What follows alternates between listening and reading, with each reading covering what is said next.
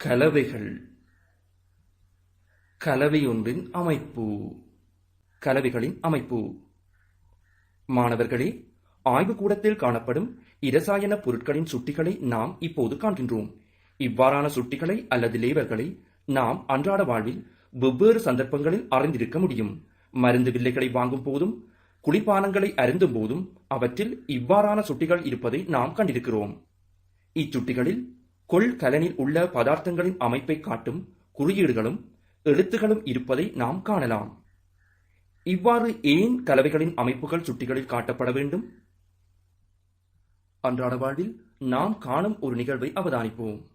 அன்றாட வாழ்வில் டிராக்டர்களின் மூலமாகவும் வேறு செயற்பாடுகளின் மூலமாகவும் வயல் நிலங்களுக்கு வளமாக்கிகள் பிரயோகிக்கப்படுவதை நாம் காண்கின்றோம். இவ்வளமாக்கிகள் நீரின் மூலமாக எடுத்துச் செல்லப்பட்டு நீர்நிலைகளை அடைகின்றன.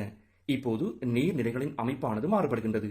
வளமாக்கிகளின் செறிவு நீர்நிலையில் அதிகரிக்கின்ற போது அங்கு அல்காக்களின் உற்பத்தி பெருகுகின்றது.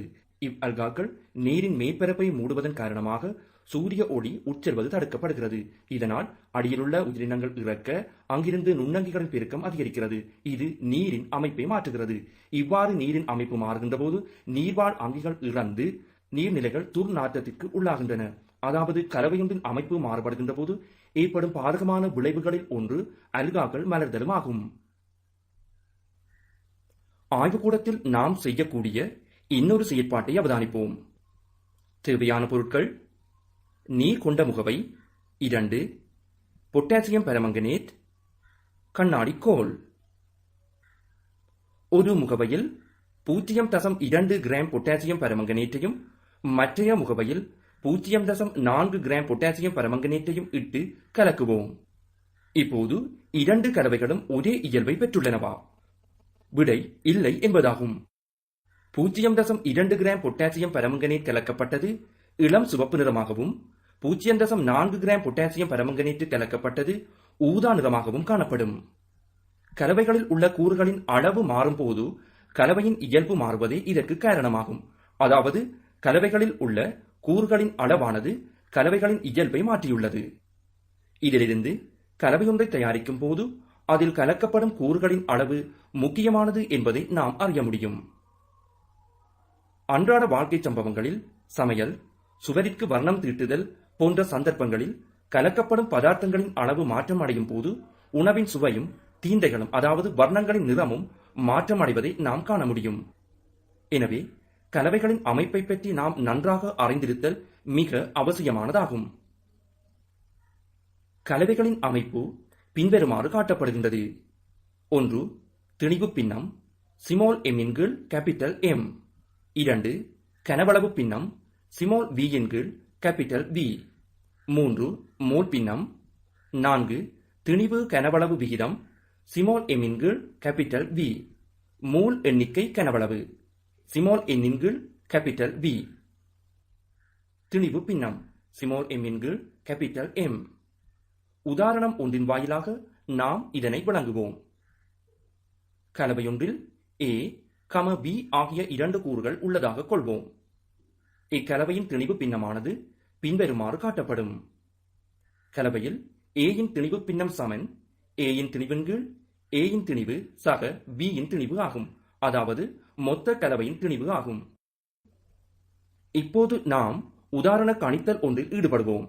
100 கிராம் கரைசலில் 5 கிராம் கரையம் கரைந்துள்ளது. அதில் அடங்கியுள்ள கரையத்தின் அமைப்பை திணிவு பின்னமாக தருக.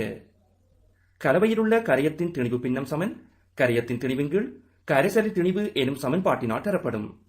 இப்போது பிரதியீடு இடம்பெறுகின்ற போது கரையத்தின் திணிவிற்காக 5 கிராமும் கரைசலின் திணிவிற்காக 100 கிராமும் பிரதியிடப்படும்.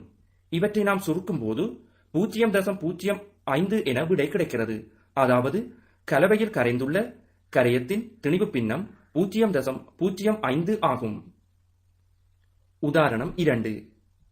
250 கிராம் உப்பு அதாவது சோடியம் குளோரைட்டு கரைசல் திருத்தமாக நிறுத்தப்பட்டு அதிலுள்ள நீர் ஆவியாக விடப்பட்ட போது என்பது வெப்பமேற்றுதல் அல்லது இயல்பாகவே வெயிலில் வைத்தல் ஆகும்.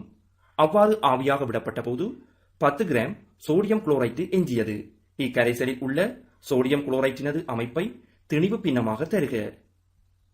சோடியம் குளோரைட்டின் திணிவு பின்னம் சமன் சோடியம் குளோரைட்டின் திணிவு கீழ் கரைசலின் திணிவு ஆகும். இங்கு சோடியம் குளோரைட்டிற்காக 10 கிராமும் கரைசலின் திணிவிற்காக 250 கிராமும் பிரதியிடப்படும். இவ்வாறு பிரதியிடப்படும் போது எமக்கு விடையாக 0.04 கிடைக்கிறது. அதாவது கரைசலில் உள்ள சோடியம் குளோரைட்டின் திணிவு பின்னமானது 0.04 ஆகும். மாணவர்களே, நாம் இப்போது திணிவு பின்னத்தை வரையறுப்போம். அதாவது திணிவு பின்னம் என்றால் என்ன என்பதை வரையறுப்போம். கலவையொன்றில் உள்ள ஜாதாயினும் ஒரு கூறின் திணிவு பின்னம் என்பது அக்கூறின் திணிவிற்கும் கலவையின் முழு திணிவிற்கும் இடையில் உள்ள விகிதமாகும். கனவளவு பின்னம் ஸ்மால் v இன் கீழ் கேபிட்டல் V. கரைசலை தயாரிப்பதற்கு பயன்படும் கூறுகள் இரண்டும் திரவ அவத்தையில் அல்லது வாயு அவத்தையில் காணப்படும் போது அதன் அமைப்பு கனவளவு பின்னமாக காட்டப்படும்.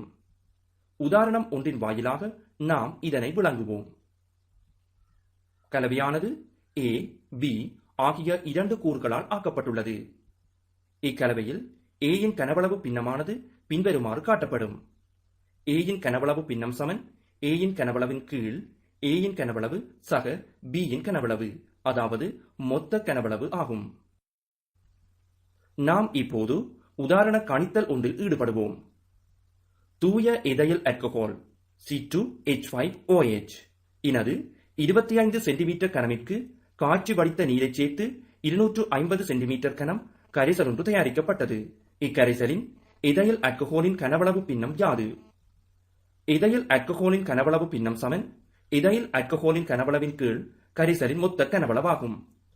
இங்கு எதைல் ஆல்கஹாலின் கனவளவிற்காக 25 சென்டிமீட்டர் கனமும் கரைசலின் மொத்த கனவளவிற்காக 250 சென்டிமீட்டர் கனத்தினையும் பிரதியிடும் போது எமக்கு விடையாக 0.1 கிடைக்கிறது. அதாவது கலவையில் உள்ள எதைல் ஆல்கஹாலின் கனவளவு பின்னம் 0.1 ஆகும்.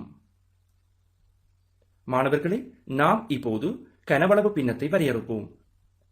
கலவையொன்றில் உள்ள ஜாதாயினும் ஒரு கூறின் கனவளவு பின்னம் அக்கூறின் கனவளவிற்கும் கலவையின் முழு கனவளவிற்கும் இடையில் உள்ள விகிதமாகும். மூல் பின்னம்